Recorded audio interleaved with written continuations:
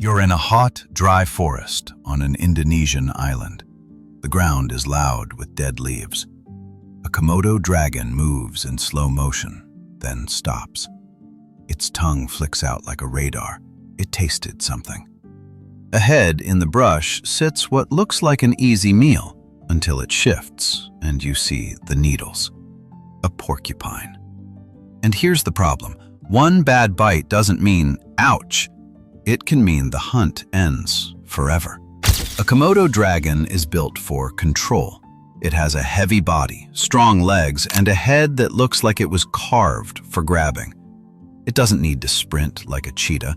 It needs to get close, bite, and hold long enough to turn the moment. Komodos also use their tongue like a sensor.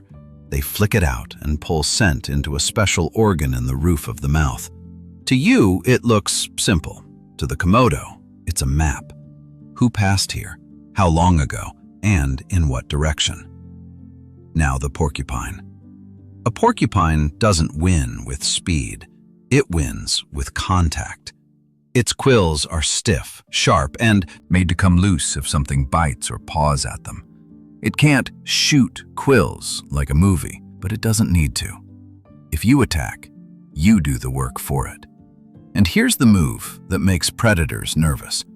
The porcupine turns its back.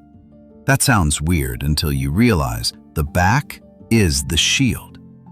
You watch the porcupine shift its body, not running away, turning, presenting the spiked end like a warning sign. So you've got jaws versus spikes, grip versus armor.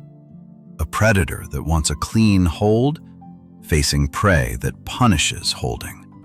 Now the thriller starts, because the Komodo smells food, and hunger pushes it forward, even when its brain is shouting, risk. The Komodo doesn't rush, it tests.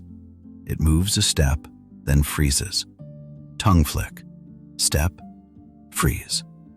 Like it's checking if the porcupine will run or panic, because panic creates openings. But the porcupine doesn't give an opening. It goes low and solid. Then it angles its back end toward the Komodo, quills lifted, tail ready. This is the first big aha moment. The porcupine doesn't try to look scary with size. It looks scary with shape. It turns itself into a spiked ball with one weak side, the face. So the Komodo starts circling, wide, slow. It wants the head. It wants the soft parts. It wants the safe bite. The Komodo leans in. Not a strike, just a tap with its snout, like it's testing the fence.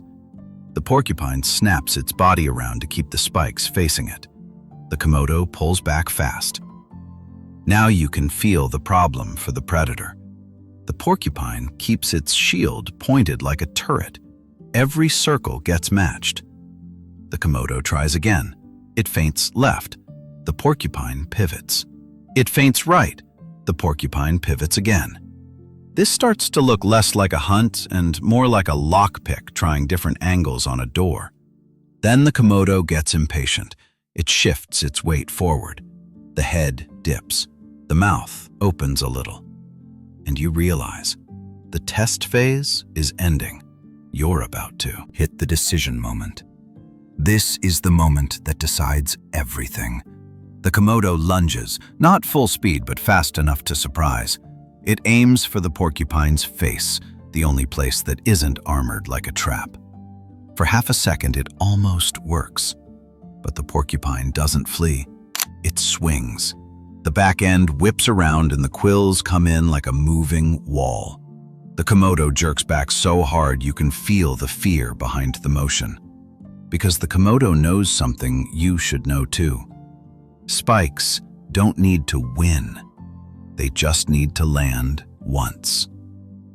The Komodo pauses, mouth slightly open, tongue flicking fast. It's not just smelling now. It's checking itself. Like it's asking, did anything stick? The porcupine stands its ground, quills still up, body still angled. It doesn't chase. It doesn't need to. It just keeps the no sign pointed at the predator. Now the Komodo tries a different approach. It goes lower, it circles wider. It looks for a way to grab a leg, a side, anything that isn't pure needles. But the porcupine keeps turning, keeps presenting the shield. If the Komodo tries to push in, it risks getting quills in the face, mouth, or neck. And for a predator, those are the worst places. A damaged mouth is a slow disaster. So you watch the Komodo do something that feels almost human. It weighs the risk. Hunger says, go. Pain says, don't. The Komodo faints again, just a small fake bite, and the porcupine snaps around with perfect timing. The message is clear. You can try, but you will pay. And that's the real power of the porcupine. It makes the predator imagine the future. The Komodo pulls back. It stares, tongue flick. Stare again. Then it turns away, slowly, like it doesn't want to admit it. Not because it can't kill things, because this thing can hurt it in a way that lasts. And that's the end of the encounter, but not the end of the story. Because the most surprising part is what this fight tells you about the savanna and island rule. The top predator still has to play the odds. Here's the twist. The porcupine doesn't survive by escaping. It survives by stopping the attack from starting. It turns its back on purpose. It uses quills like a moving fence. It forces the Komodo into a choice where the reward can't cover the damage. And the Komodo, built to dominate, still has to obey one rule. A hunter with a broken mouth doesn't stay a hunter. So the porcupine doesn't beat the Komodo with strength. It beats it with a threat that sticks. So that's the showdown in one clean line. The Komodo wants a grab and hold kill. The porcupine punishes grabbing and holding. The result is a standoff where the predator tests, feints, and finally backs off, because one mistake can cost more than one meal is worth. But porcupines aren't the only animals that defeat predators through strategy. There's another creature that walks alone in the desert, a scavenger so clever it steals food from lions and leopards, the brown hyena. Did you see how it survived in the deadliest desert on Earth in the last video? Click here to watch it right now.